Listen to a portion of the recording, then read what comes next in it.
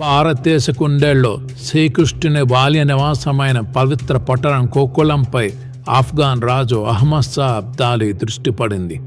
అతని దండయాత్ర గురించి వార్త దేశవ్యాప్తంగా ప్రకంపన సృష్టించింది. కానీ గోకుల ప్రజలు ఒంటరిగా లేరు.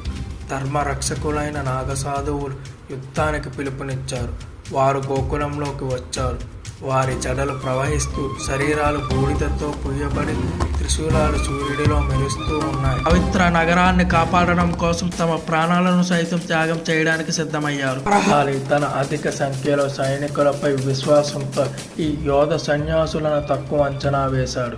అతను తన దాడిని ప్రారంభించాడు. శీఘ్ర విజయాన్ని ఆశించాడు. కానీ నాగసాధువులు వారి జీవితకాల తపస్సుతో తీవ్రంగా పోరాడారు. హరహర మహాదేవ్ అనే వారి యుద్ధ నినాదం యుద్ధభూమి అంతటా ప్రతిధ్వనించింది. వారు ఆఫ్ఘన్ ర్యాంకుల్లోకి నిర్భయంగా దూసుకెళ్లారు.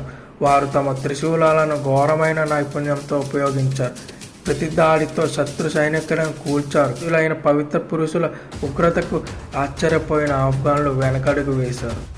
త్వరగా రక్షకుల పట్టుదలను విచ్ఛిన్నం చేయలేక భారీ నష్టాలను చవిచూసిన అబ్దాలీ వెనక్కి తగ్గాల్సి వచ్చింది. గోకులం రక్షించబడింది. జై హింద్.